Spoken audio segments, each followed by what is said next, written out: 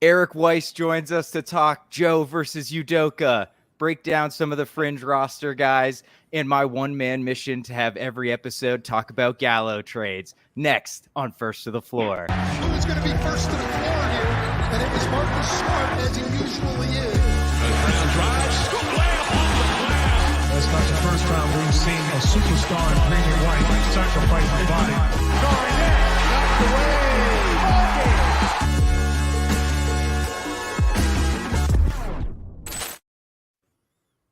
Hey everybody, Wayne Spooney here, First to the Floor. We have a very special guest for you today, one of the smartest ball knowers in all of basketball. But first, I'm going to introduce Ben. Hey Ben, how's it going, buddy? I'm going well. If we can get through this little mini off-season between preseason games, I'll feel a lot better. But looking forward to some Celtics basketball around the corner and excited for our guest today. Yeah, we've got Eric Weiss with us. He's the founder of Sports Aptitude, the director of partnerships with Lucio Sports, and you might know his work from his days at Draft Express, one of the most knowledgeable guys in the NBA, and a Troy McClure level resume. So Eric, how you doing, my man? I'm doing pretty good. Appreciate you guys having me on. Been hounding Wayne in the DMs at Twitter with my random ideas for a minute. So glad to be on here and share them with some other people.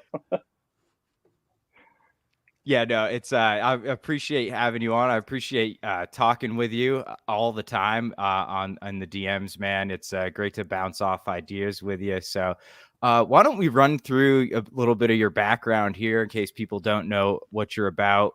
When did you get started in basketball? What's your background? Well, as a native Bostonian, you could say growing up in the 80s, it probably got started in basketball at birth. But technically, 2003, I think it was, 2003, 2004, been out of college for a couple years, trying to figure out how this internet thing, worked, was messing around on message board forums.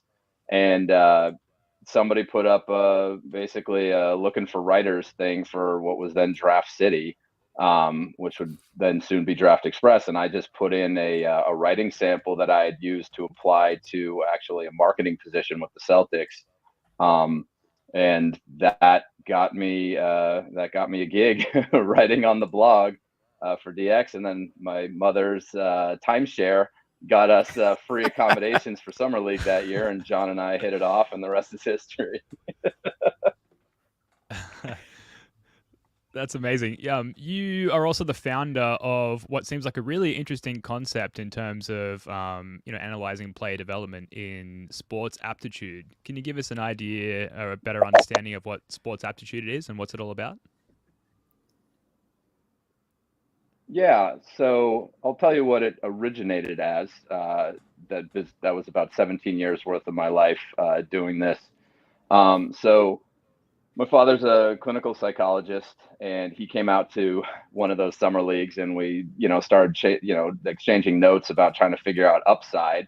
And we just started having a conversation about, just a common heuristic, which is all of us have a tendency to project our own mindsets into the players, that we look at. So why doesn't he do this? And how come he can't do that? If I was him, and so it was just a small paradigm shift right there. And I started thinking about that. I'm like, oh yeah, that's true.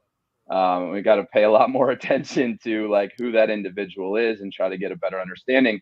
And so I borrowed some of the stuff that he had used in his practice and what he had done with some just mainstream corporate HR hiring stuff, right? This standardized personality assessment stuff. And I applied it. It was just an extra piece of data, right? You got to understand this was like, I think this predated Synergy by 1 year. So I'm like carbon dating myself here. Like this is a long time ago. Like stats were not quoted in articles level a long time ago. 3 search Right. pages on Yahoo search engine a long time ago. But for the viewers that have no understanding why this is a thing, but basically, it was just another data point, and it was really just a way to work with the process that we were developing at DX at that point, which was just turning into a massive major scouting service, which didn't really exist right at the time.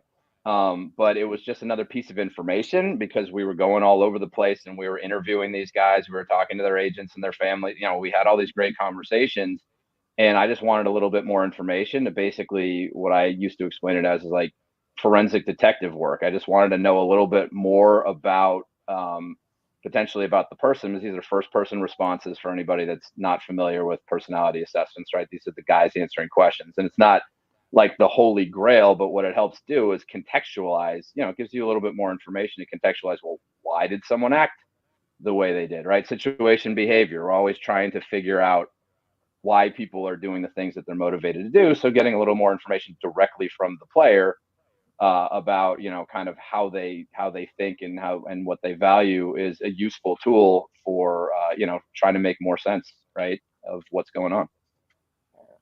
Yeah, Eric, let me ask you this. And you can find Eric's work on Ask Jeeves. That's usually my search engine of choice from the 90s. But what so how, by your estimation back then when you were first coming up, how many teams were doing stuff like that? Because to me now, and I think partly because of the work you have done with Draft Express and beyond that, that seems like a very obvious thing for a team to do nowadays. Like, you better figure out the personality. And you hear Ainge talk about it. And now Brad talk about part of what drew them to Jaylen Brown and Tatum was their personality and how hard of workers they were. So like, how much of like the league was doing that back then? I don't want to, I'm sure that there'll be plenty of people that will disagree, but in my experience, and we're working with about 2/3 of the league at about year 4 through year 12. There was a lot of like, I think every team had a team psychologist maybe on retainer, probably some local, some local person that they got a referral Yeah. to. But really integrating, like trying to get a process-based approach to accounting for that as an actual part of the personnel evaluation versus just maybe like a structured interview or having someone generally available for health and well-being, right? Like a more formal integration. That's really, I think, taken place over the last 5 to 7 years, to the point where I think every team or almost every team has a full-time person. They're integrated into the performance science, process, and it's a significant piece of of the process.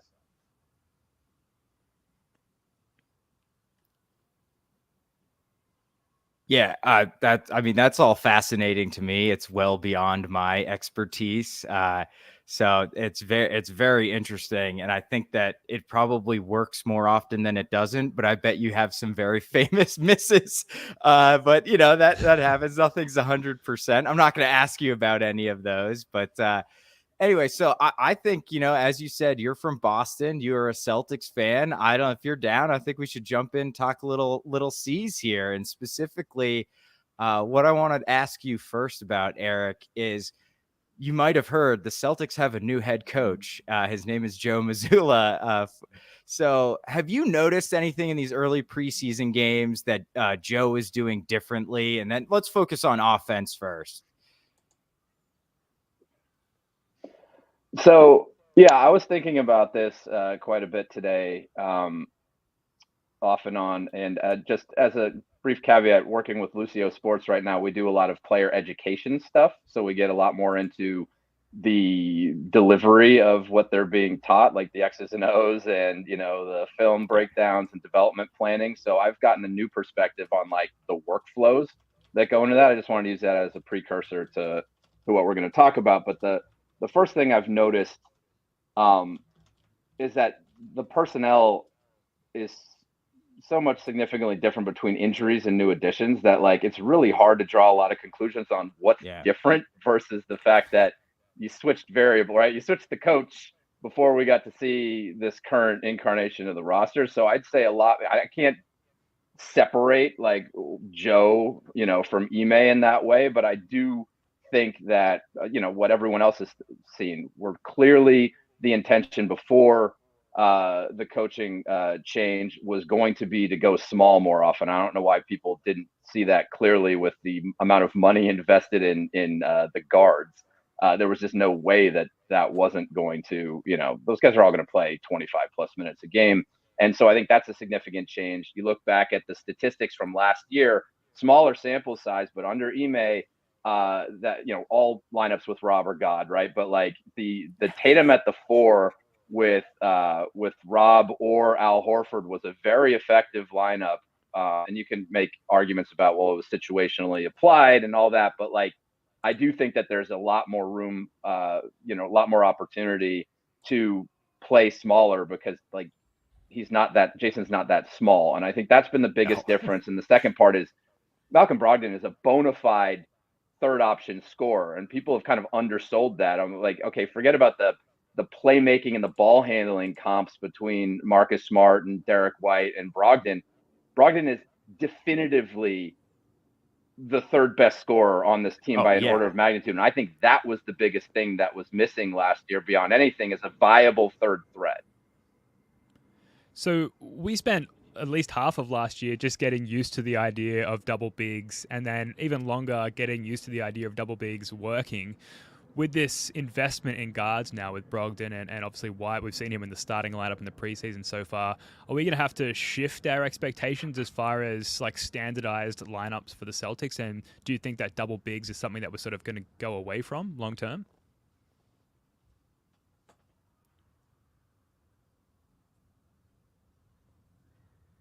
So I'm going to break out my HR hat here for a second, which I'm sure Wade will like here. But like, hell yeah, I talk about transition planning all the time. Transition planning is probably the boringest and most important thing to talk about and with the amount of roster churn.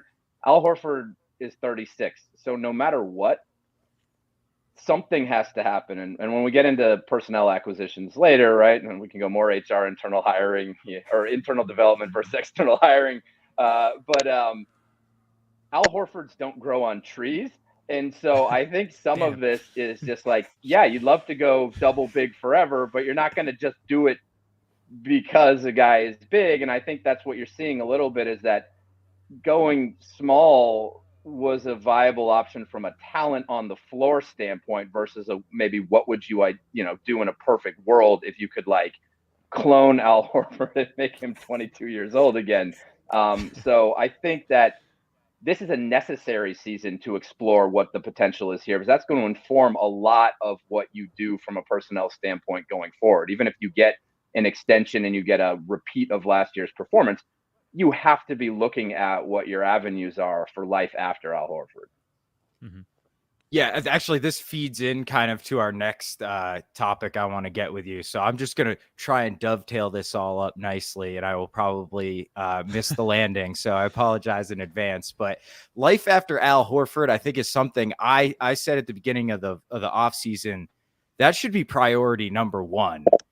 And nothing really happened there. So I wonder if Tatum at the 4 is life after Al Horford, or they're thinking they have a slightly smaller, slightly squatter Al Horford and Grant Williams. Are you getting any indication, Eric, that they're leaning one way or another? Well, no, and that's what's interesting about this season, right? If you're always looking at personnel, you have the 3 guards. One of them could theoretically be tradable. But then you also have Grant Williams and the extension. And I think that this is why it's so important when you talk about internal development, is that they need this season to see what works well between them. It's been really interesting in the preseason to see Grant Williams, taking a step back to the personality stuff second. Like, he was definitely a guy that you would bank on as a will max out all of the talent that he has. He definitely is one of those guys that you see right away and you're like, oh yeah. And he has all the measurable and observable indicators. You're like, I don't know what he can do, but he's going to do 100% of it. That being said, the squatter shorter, like, he can do a lot and he's looking really interesting, but you have to see what that looks like, because he could be an elite backup, big in a 3.5 big rotation, or he could be a viable replacement. But he is not Al Horford in terms of, I mean, he's not Al Horford period right now, but like in terms of the size that Al Horford represents. Al Horford's a great rim deterrent player. Grant is an amazing positional defender, but it's not a 1-to-1 ratio. So I think that's where you have to see what situations you can put him in and extend and see what he can do. And at the same time, you're also going to be looking at those multiple guard rotation options with Tatum at the 4, and really say, I mean, you've even seen the Tatum at the 5 stuff, which I don't know how much we're going to whip that out, but I'm sure that it'll show itself time and again. But that's where I think is the most interesting stuff. It's basically Grant Williams and the 3 guards, I think, is really going to what will determine what the next summer looks like, or maybe the trade deadline, if depending on how the market shakes out. Yeah, absolutely. And sticking with Grant Williams, I suppose he segues into this next point quickly. And Spooner, if you want to go back to the coaching differences after this, we can. Looking up and down the roster, and I suppose we can continue talking about Grant Williams here. Are there any like specific skill developments that you've noticed? Or alternatively, is there someone that you've noticed a lack of skill development in, where you wished that they had showed up to training camp having developed something, but it doesn't appear to have been the case so far?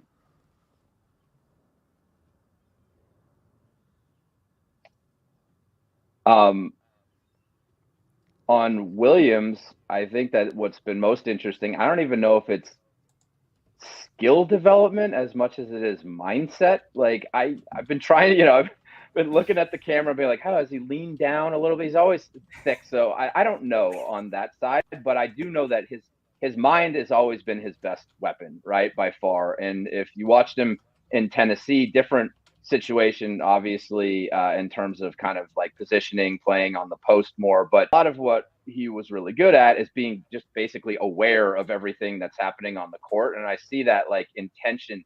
I see him moving faster based on what I think is just intent. He's setting things up. The whole reading 3 moves ahead stuff. He's making the intention to attack, and knowing that kind of how defenders are defending him. And I've loved him keeping his head up and making reads going towards the basket and being smart with his dribble and not overcommitting in long striding. Like you saw a little bit last year when he went, that length would become an issue because he'd commit and the guy would be able. You don't need to be in perfect position to challenge, Grant at the basket, because he just doesn't have length and explosive lift. So he has to do it with craft. But what I've seen in the, albeit limited possession so far in preseason, is he's playing that drive with his head up. I loved that play the other night where Hosser cut from the elbow and he dovetailed his dribble basically out to the right. He knew that he had an outlet on the elbow, close side, and he basically took the extra dribble to get that defender in the middle to commit to him, and then hit Hauser right there. And I think that's the kind of stuff that takes advantage of his kind of court awareness. It's just a different application of it, but it's the same skill that you saw when he was in college. And that's where I think the most development I've seen, I guess, in his game is the most potential for more. Yeah, he threw an oop to someone as the ball handler out of like a pick and roll. I can't remember that ever happening last year. Certainly. And he's been playing the cat and mouse game when he has gotten inside, because I mean, the teams will adjust, which is still a good thing, but they're not going to just go full tilt at that shot if he's going to keep on smoking him with like minimal fakes. Basically, he's just like, I'm going to slow down a second. They're like, oh, you're going to shoot. Like that'll have to evolve. But when he is gaining the lane, he's playing what, like you saw it on I think the missed floater the other day. He was trying to set up. I don't remember who was rolling with him. I think it was Blake in the paint, but he was definitely trying to get the commitment from that defender to get like that option. And I don't care what the end result was of that play. I think he's got great touch and he can make a lot of floaters personally, but like the idea of that intent of what you're going to do after you beat that primary defender, that's the stuff that's most interesting to me with him. And I think he's got a lot. Once, gaining the lane is one thing. That's where he's at a deficit from an athleticism standpoint. But once he can get inside, if he can set himself up and get past the primary, I have no doubt he can be a plus facilitator if the team is going to, move off ball around him and create opportunities for him to find them. Yeah, that's really exciting, and it's good to hear from an analytical mind such as yourself that the eye test kind of checks out in that sense. Continuing down the roster in terms of other skill developments, I think that the fan base in general sees a bump from Jaylen Brown's perspective. Like it's clear that he's come back better. From your perspective, what specifically does he seem to have improved about his game? We compared him somewhat jokingly to 91 Michael Jordan on the podcast a couple of days ago. Obviously, that's not factual. Curious to hear your thoughts on specifically those developments. He's better, yeah. Sorry. Thank you for correcting me, Spoony. Don't do him any favors, guys. Don't help the social discourse on Jaylen Brown at all, please. He looks humongous. For one, like he's always been Tony's always been strong, but he looks just thick right now without like this is the strongest version of him that I think I've seen. From a handling standpoint, I honestly think that last season was somewhat of an aberration. He was on a very steep trajectory in my estimation, like 2 seasons ago. Go watch the first San Antonio Spurs game where he has like 46 points. He's doing all the handles. Like I think that having the wrist injury and messing up, like these guys are creatures of habit. And the offseason, I don't remember the old Magic Johnson quote, but like the offseason is where you add to your game, right? And if you have to do rehab all the time and your thing was ball handling and one of your hands was like inactive for most of the offseason, I think he slid a little bit. I think that we're just seeing a combination of learning what didn't work in the playoffs or whatever. So there's a mental component to it. And then also getting back to what I think he was already doing, which is getting more solid with his ball handling, which we had already seen, improvements from previously. And again, it's preseason, right? You're seeing this is like not, how it's going to be. But I think that the most important thing is that these guys have tremendous self-awareness, which, everybody's disappointed when they lose in the playoffs or lose in the finals, but not every player really knows how to be introspective and really ingest like criticism, constructive or otherwise, right? Because they are so good and he is so good.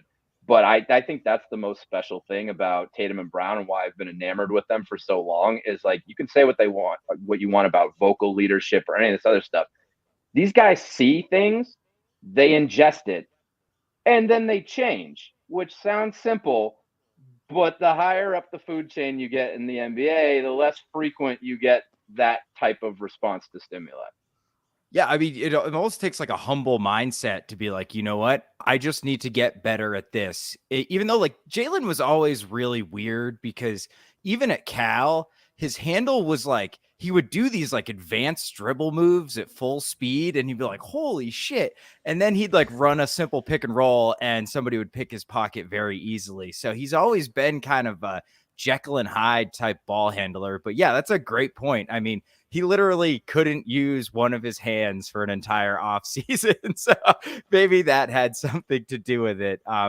Speaking of exciting Celtics that will probably make an all-star appearance this year, Sam Hauser has lit the world on fire. So, I mean, I don't think we've seen anything out of this world from Hauser as far as unexpected. He's just been pretty hot.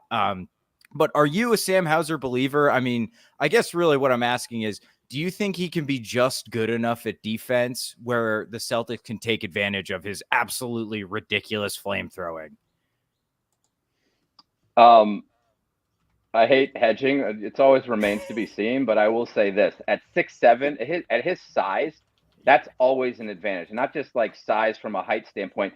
He's a pretty solidly built guy, which NBA strength and conditioning is only going to improve. He's a guy that can bump, so you don't necessarily have to. I think what we've seen with length on the court the last couple of years, which is something I always believe, so it's nice to see, is that like size can make up for a lot. It's not necessarily about stopping guys in defenses now. It's about chasing and knowing where your help is and basically getting people trapped in no man's land and being able to harry from behind. Just like when you're playing man defense, like getting up underneath the guy and bothering their dribble. A lot of defense is about rhythm. And, you not a lot of guys are comfortable shooting with a lot of stuff moving around them. So in that sense, yeah, do I think he's going to play on the perimeter and just like do people like Ron Artest? Like, no, I don't think so. But like, if he's going to be intelligent about what he does, he can get people into positions where they're strategically getting caught in those, those like 8 to 12 foot, like, really difficult conversion shots, and make sure not to give up on those plays. Or you saw that deflection the other day where he didn't give up and space out after the play, and he was able to make a deflection to the outlet. If he uses his intelligence, I think he can be fine. What's been more impressive, which I didn't see, and I got to be completely honest, I did not do what'd you say, divorce level yes, scouting research, on Hauser, which was awesome. A great way of saying it. But I've been super impressed with his shot setups, right? He's still doing like catch and shoot predominantly, but he is coming off motion. Like, he had that backtrack to the corner shot where he barely had time to set his feet.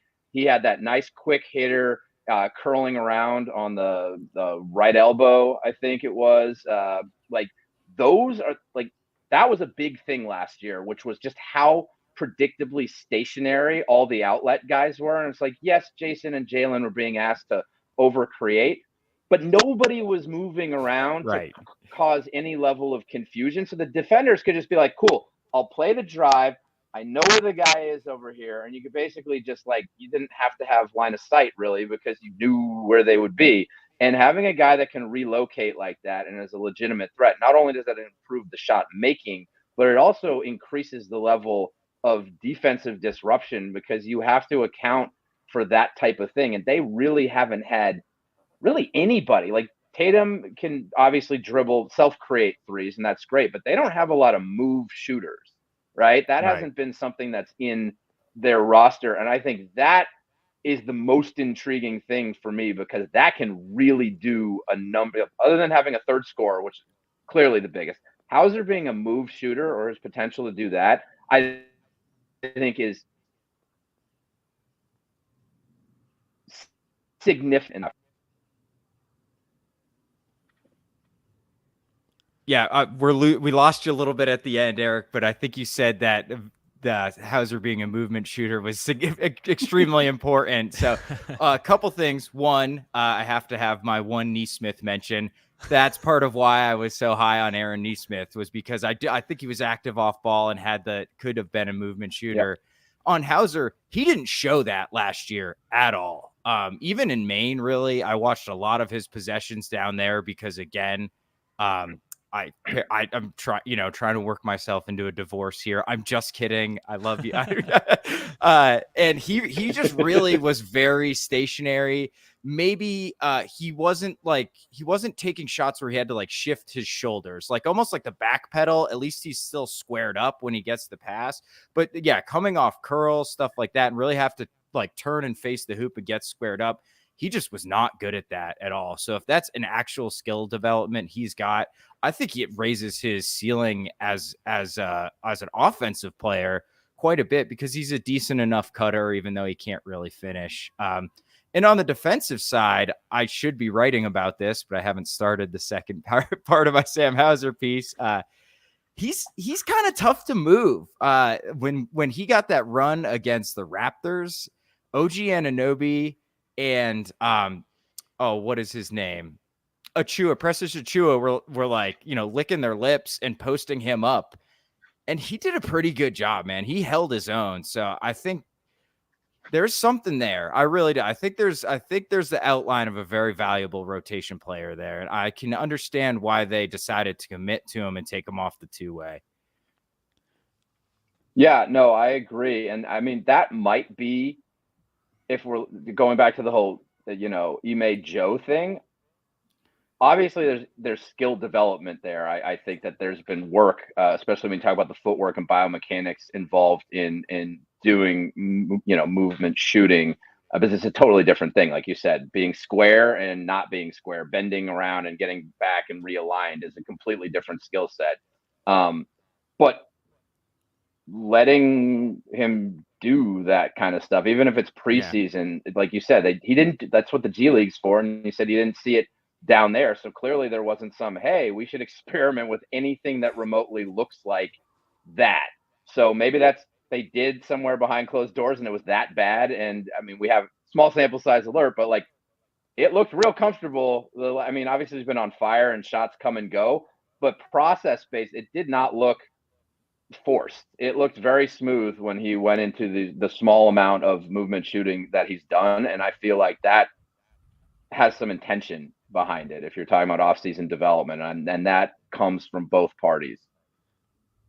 Yeah, absolutely. I think, speaking from the standpoint of the trauma enforced on Celtics fans by the Aaron Nesmith experience, and I use the term trauma relative to sports fandom, obviously, the biggest unanswered question is, like, can Sam Hauser act this way, perform at this level in the regular season? And in my mind, I'm setting like a bar of 10 games there, the first 10 games of the regular season. If he can continue to produce at that level, then maybe we can start to invest in him, at least emotionally, as Celtics fans. Transitioning slightly, Eric, are you a Luke Cornett believer? Because I am not. I've been shocked all off season by this sudden confidence and reliance on, like, it's all good. We haven't necessarily signed a competent backup big, but we've had Luke Cornett, under our nose this whole time, and suddenly we're going to be leaning on him quite heavily. Do you believe in Luke Cornett, Eric? Yeah, actually, I mean, to what extent? Yeah, I think that he can play. Do I see him as a future starting big man in the league? No, but he caught my eye in college. I can't remember who his teammate was. Drafted by the Warriors originally. It's escaping my mind now, but I remember the first time I checked in to watch Vandy, like, I was like, oh, this guy's kind of good.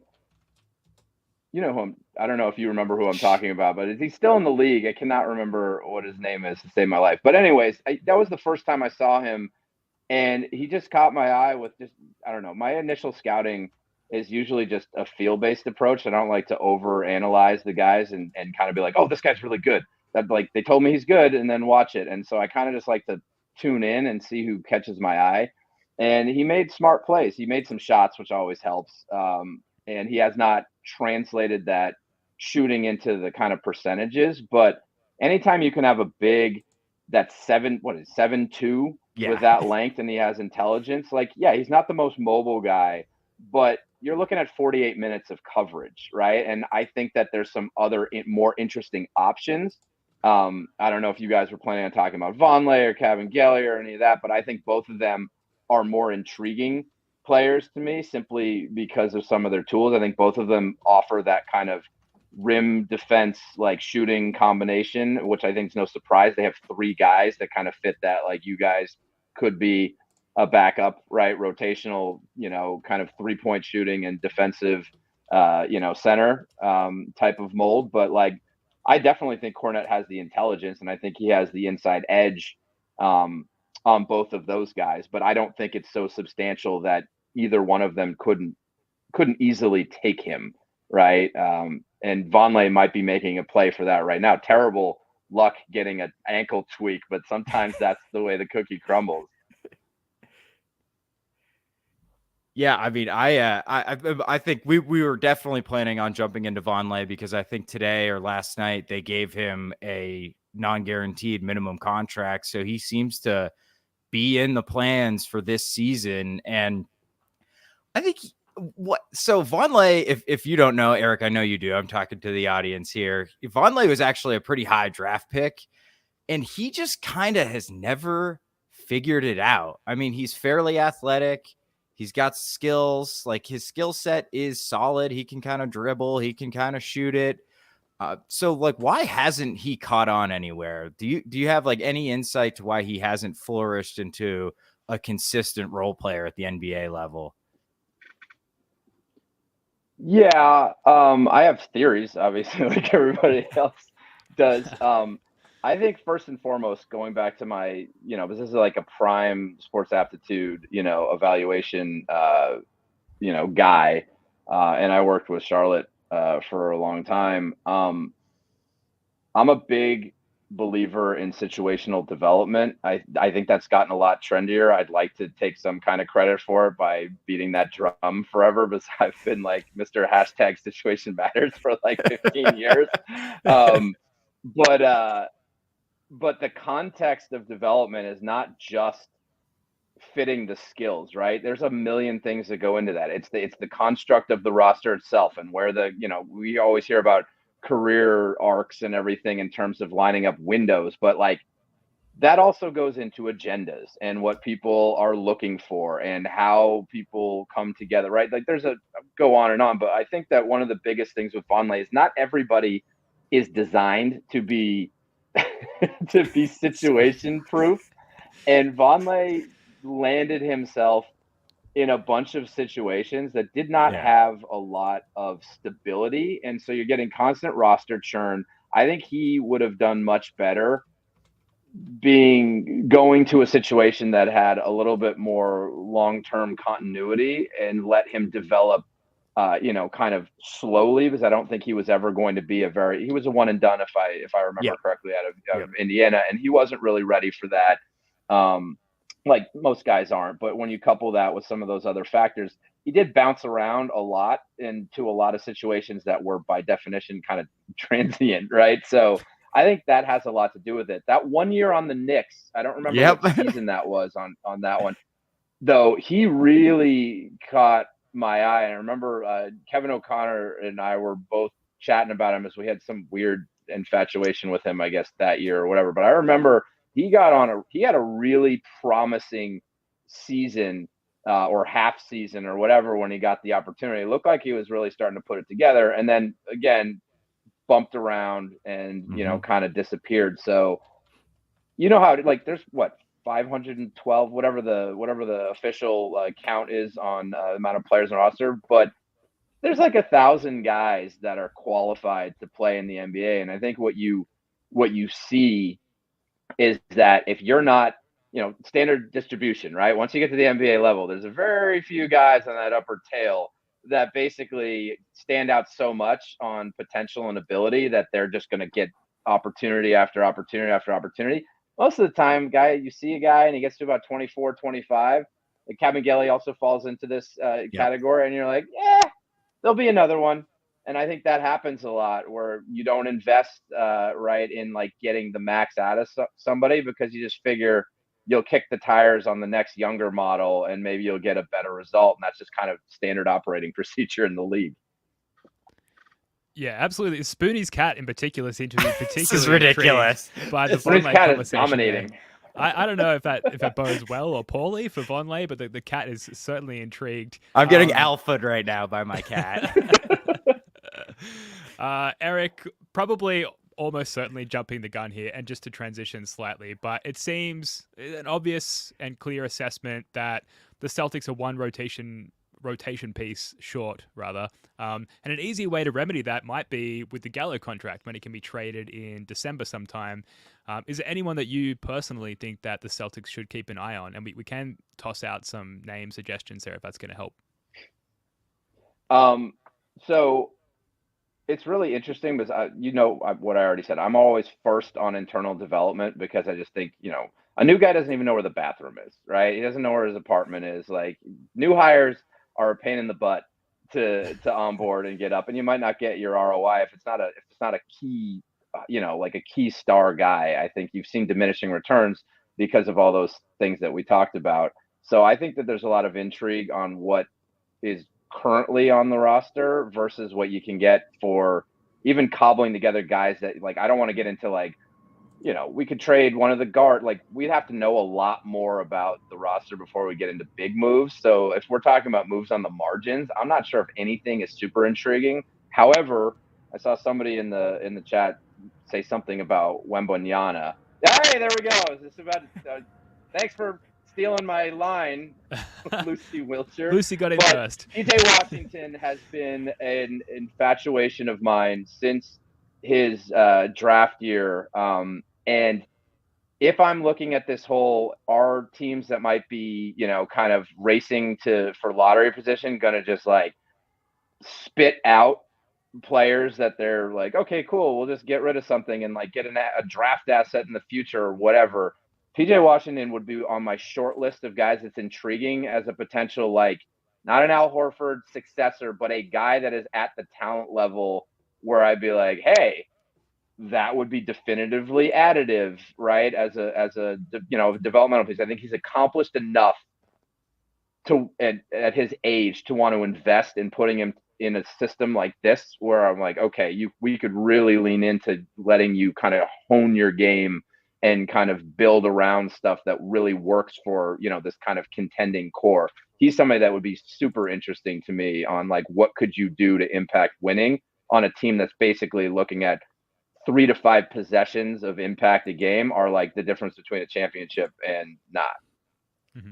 Man, when you put it like that, it's so painful to think about. But 3 to 5 possessions. No one wants to hear me talk about PJ Washington because I, similarly to you, am obsessed, and I think he would be such an incredible fit. And he's age appropriate. And to answer our guy Z Gamer, thanks for stopping by, man. As always, the Hornets are cheap as hell. They're going to have to re-sign Rozier. The LaMelo max is looming, and they're going to be terrible. So they may not want to pay PJ Washington what he's going to command. And they have made similarly short-sighted moves in the past. So I think that is why potentially PJ could be on the move. There was talks of them moving him at the deadline this past year. I don't know how real those were. I don't know if you have any insight, Eric, but I know his name came up quite a bit. Yeah, I think that he was probably a lot. Most guys are up for grab, right? You always hear that from the GMs, but like almost every guy in the league can be had for the right price. I think the more interesting thing is the philosophical team building side, which is like, that teams tend to value their own players more than the league because they have more insight into them. But I actually think teams should be more aggressive at trading like first round picks for young players in that mold that are kind of like on their rookie contracts or maybe undervalued relative to what you thought the talent was, and then scouting what might be some of those factors that led to maybe delayed development. Because when you look at, going back to the same thing I said with Vonleh, when you look at what the average outcome is for a lot of guys that picked like 20 and beyond, a lot of times you're just going to end up in the same place 4 years later. Right. And so I think that it's like the acquisitions on that side are more interesting. For the Celtics, I don't know how realistic it is because you literally are looking at Grant Williams, who's accomplished more, I guess. I don't know. PJ's done some interesting things. I think situation, again, matters significantly. Like he hasn't had an opportunity to produce in a Celtics environment. But it makes it a little squirrely because I'm like, why would you be acquired? How does that look, right? But that's why we need to understand, like, does Hauser actually translate shooting wise? Because if not, then maybe they're really looking for, a shooting wing. There's just too hard to say right now what makes a lot of sense. But in a future where they're going to go, where I'm thinking they're going to go small more, I'd be looking at acquisitions in that kind of PJ Washington mode on the four side to try if they could. Larry Nance Jr. was a guy I was looking at a couple of years ago, like just trying to figure out how you could play two bigs. But I think that the future is most likely going small because there's just more smaller people of talent available in the world than larger people of talent. And so I think that it makes a lot of sense. And I think it's more likely that you're probably looking at, things like that, like getting a shooter or something like that and leaning more into the Jays playing up more frequently and then having some kind of like neat 18-minute, 15 to 18-minute, kind of situational big stuff. A lot's riding on Rob, honestly. He's probably the biggest X factor of them all because he changes the entire dynamic. I don't think he's ever going to be quote unquote healthy. Like, I don't think he's a guy that ever plays 82 games. You could say nobody should play 82 games, hashtag 66 game season. But that's a huge one. How he, kind of like what that looks like, because what it's looked like so far is you're holding your breath, right? Everything looked rosy last year. And then you're heading into the playoffs and you're like, oh, my friend Dave texted me right away. One of the smartest guys I know. He's like, oh, well, I guess the season's over. After that injury, I had trouble making a compelling argument to keep him happy. I'm like, they're really good and everything, but I'm like, there's no doubt he's the biggest ceiling raiser, on the team. And the numbers bear it out. Were they plus 30 in the minutes in the finals? In the finals, where they were exhausted, they were gassed, they were generating absolutely no offense, and they were turning the ball over. You just sprinkled some Magic Rob on there, and they were a plus 30 in that disaster of a 6-game series. So, like, his ability to add to win impact winning cannot be understated for what this team's, future and present is. Yeah, between Rob's health and Brogdon's health and their collective injury potential, I think that might be the most anxiety-inducing factor of the season for fans going into this one. I want to throw one more name at you, Eric, before we move on as far as like what might fit into the Gallo contract and a trade, and it fits into this sort of small ball idea. Jared Vanderbilt from Minnesota, 23-year-old power forward, 6'9", personally struggled to see how Minnesota would be willing to relinquish him in any trade. He's on Utah now. For them. He's on Utah. Apologies.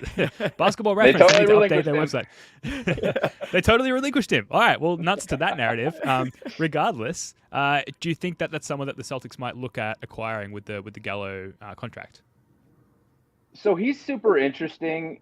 He obviously does not provide that like shooting upside, and it seems like for obvious reasons, your ideal situation is have a center, right, that can shoot threes and defend.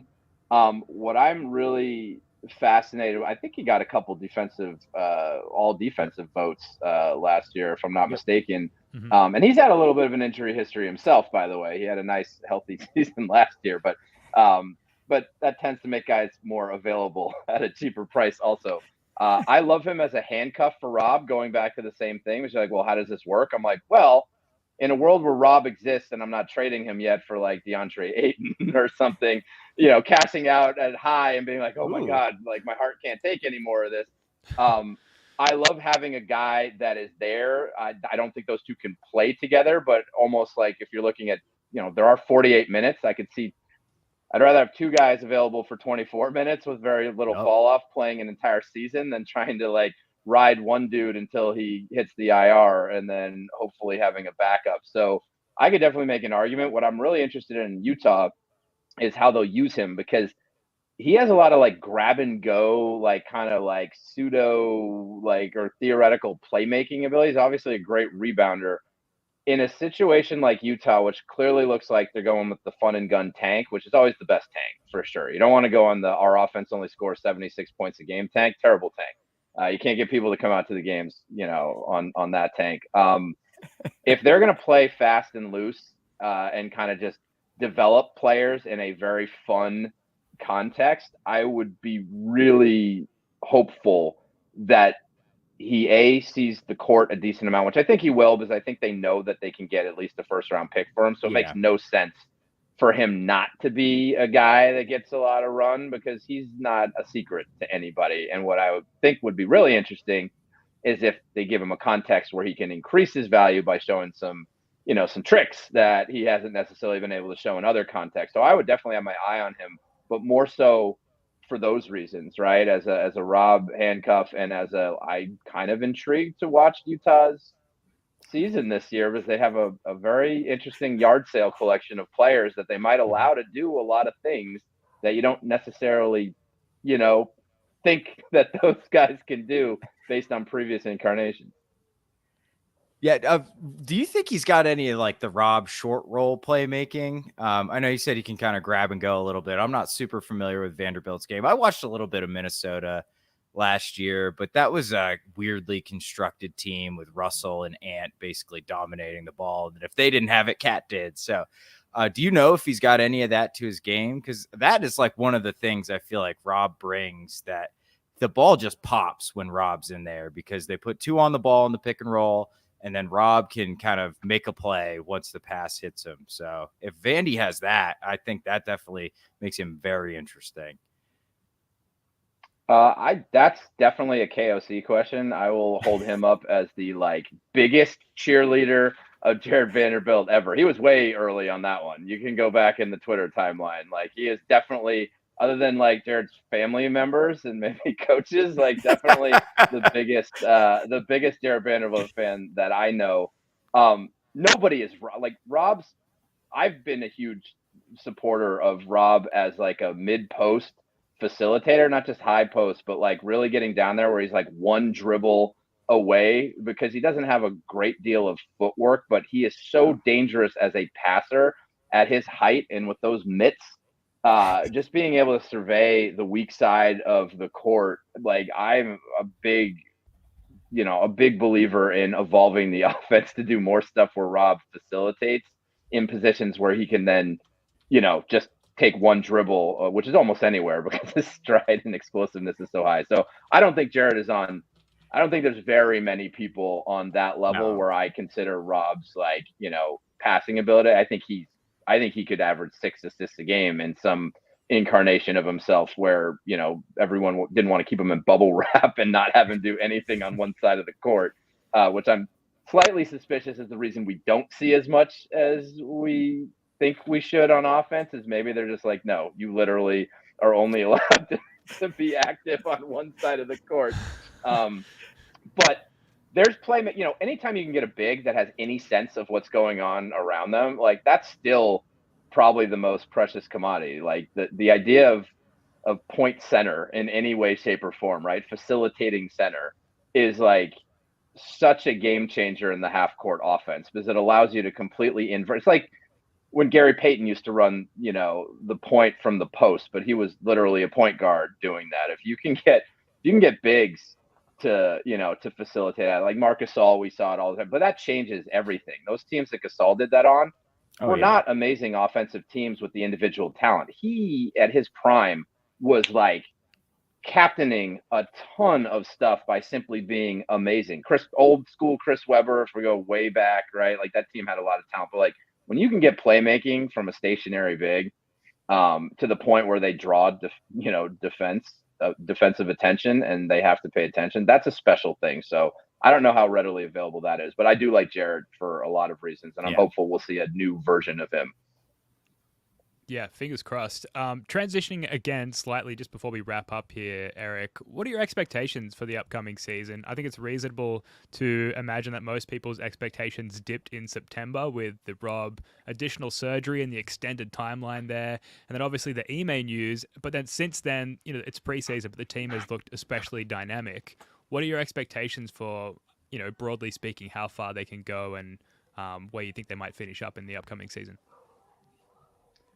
So I'll say regular season wise, I think the regular season results should be relatively the same. I do think that if they were completely healthy the entire year, even sans Rob right now, I think that they could do a lot. A lot of winning in the regular season is about motivation, and I think that this team seems like they're motivated to improve off of last year, even how maddeningly inconsistent they were at looking like they could keep an edge.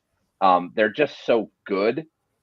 But as you said, this team is built with a bunch of guys that miss time. So also with that guard, people are like, why are you keeping Peyton Pritchard? Well, aside from keeping options in case you want to trade one of those guys, I will put money. I'm not a gambler. I will put money down right now that Peyton gets into like 40 plus games this year, not garbage time, because I just don't see those three guards, if they're going to play intensely, even with limiting their individual, like there's going to be injuries and the wing depth is thin and guys will have to, Jalen is usually is like, there are a lot of guys that getting through an 82 game season is a thing. And so there's going to have to be a lot of managed rest and all that. And I think that puts, somewhat of a cap, especially when you couple that with a bunch of teams gunning for them as one of the two finalists. Like you're going to get an A effort most nights from your opposition, and you're not going to have your A squad out there all the time. So I think that, I'm in that like 50-55 win category because I know how good they can be, but I have no idea who's going to be the 8 guys on the court over 82 games. And that's a big factor.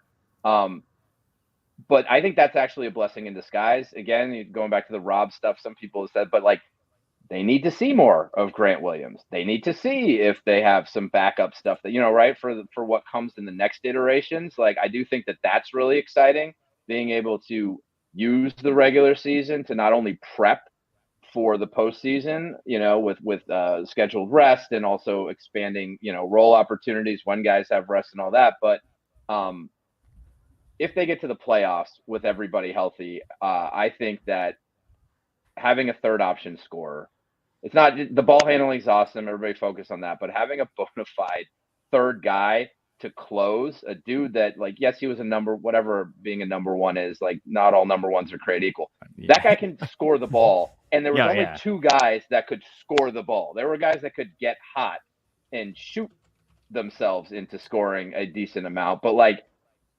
the Jays had so much pressure on them to produce at an efficient level of offense. Forget about the facilitation.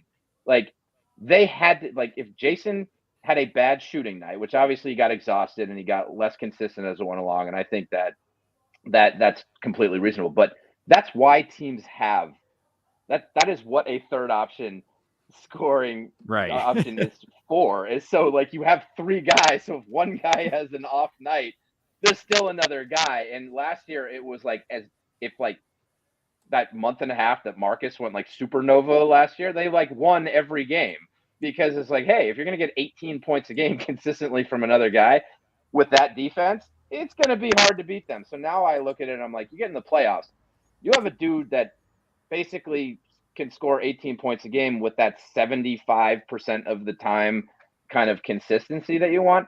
If they're healthy enough to put out that starting defense, like I really want to see that Milwaukee series again because yeah, Chris Middleton, but I'm like, yeah, cool. And then this team also has a third option scorer. I think that matchup changes on both sides of that equation, and that's why the Bucks got Drew Holiday because they needed that level of consistency as an offense. And it's basically, well, ironically, it's because they let the guy that they already had go, which is Malcolm Brogdon. But like that's a really juicy thing to think about in the playoffs because it is nice to have another guy that can reach those heights, and the floor is much more consistent than like 2 of 12, which was basically whoever the third option du jour was just as likely, Smart. you know, to do nothing. Yeah, and it's not Smart's fault. Like being forced into a role above, you know, HR again being, you know, promoted a level above competency or whatever. Like that, he's not a third option scorer, right? Right. He's a lot of things. He's not a third option scorer. Great facilitator. He's not a pure scorer. So when he does score, that's gravy, and that's just you drubbing the other team. But Brogdon is built to do it night in and night out, and that means they have 3 of them. And for the playoffs, I'll take that if all 3 of them, you know, health permitted, and I think that they can stack up against anybody, and then it'll be, you know, we'll see where they go. Yeah, and having like the Smart, Derek White, Grant Williams, Al Horford, and Rob sort of mix of one of these guys, probably 2 or 3 of these guys are going to have a good game and be sort of the fourth scorer for you, as opposed to needing one of them to be your third scorer is such a benefit. It's going to go such a long way, and it raises the ceiling of this team, I think, to a pretty scary level. And you brought up the Bucks. Speaking of the Bucks, kind of, Great other segue. than, yeah, thank you, nailed it. Other than the Bucks, who's the biggest threat to the Celtics? And then we could wrap up after you answer this one for us, Eric. In the Eastern Conference? Eastern Conference. I'm gonna stick with the East because I think that if you get to the finals, it's like it's a 7-game sample. Like so many things can happen. So I think Philadelphia. I think this is actually Philadelphia's year. I think it's become like comical because you're so used. It's like Groundhog Day. So you're like, haha, they'll blow it. I don't think so. And I'm probably one of the biggest Tyrese Maxey like fans that like in existence. I mean, I literally emailed Rich Paul during his draft. I won't tell you what I was, but I love Tyrese Maxey. I thought Tyrese Maxey was going to be a really, really good player, like a starting caliber player. Like he was easily a top 8 guy for me. Not shocked. He was another one of those guys that had a bad, whatever, like recency bias, like things didn't work. And so, you're like, oh, but, the college season didn't go. And I was like, yeah, I think there's some other reasons, right? Like stuff happens. Situational, right? Context based. He's a huge ceiling guy. I think that James Harden wants to get paid, which is always a good season to have James Harden, right? Like I think that's a real thing. They obviously have injury issues also, but like that team is loaded. They added a lot of stuff at the margin. I think D'Anthony Melton was a really underrated acquisition. He really came into his own over the last couple of years, and they got him like the fully realized version of him is like is a really nice player, and that was a kind of an undersold addition. That team's nice. That team's real good, and I think a lot of people are just kind of banking on that like mental image of them failing for reasons. But like Ben Simmons isn't there anymore, and I'm not gonna bash Ben Simmons, but like he's not there, and Joel Embiid is a baller when he is healthy, and they've got a lot of good pieces around him. So like I don't think they're a 2-star team by any stretch. If you get even a solidly decent facilitating Harden, right? Like he could be a third option scorer. I don't think you need supernova Harden because I think Tyrese Maxey with the type of attention, right? We were talking about the same thing with the Celtics too with Brogdon. It's the diffusion of defensive attention that really activates a lot of these like ancillary players, and that's what I see with that team is I'm like they have a lot of stuff that helps the other players like be better than they are individually, and I think that's true for both Boston and Philadelphia and Milwaukee too. But I think there's a lot that intrigues me about Philly, which is obviously scary, but hopefully leads to an amazing series in the playoffs. Because Milwaukee's cool, but I'd much rather have a 7-game series against Philadelphia because, again, like I said, child of the '80s. That would be very, very rewarding. Yeah. All right, Eric. Well, you've been extremely gracious with your time, man. This has been really awesome. So we really appreciate it. You can tell the people where they can find you. Well, I could put in at Eric Weiss _SA on Twitter. I occasionally rant or make sarcastic comments to my friends on Twitter. And other than that, everyone can feel free to check out Lucio Sports. Won't make a lot of sense to anybody. It was basically just looks like play diagrams, but we do a lot of ed tech in the sports realm, and it's pretty cool. So I'd say keep your eyes out on that and for what's to come, because I think that you see a lot of cool stuff there and a lot of stuff that makes a significant difference in what you see on the court, which is really just like knowing what to do by retaining more information. So you keep your eyes peeled for Lucio Sports. I think we're doing some interesting things this season. Awesome, man. And yeah, seriously, thanks again for joining us. And Ben, as always, love your work, mate. That's going to do it for this one.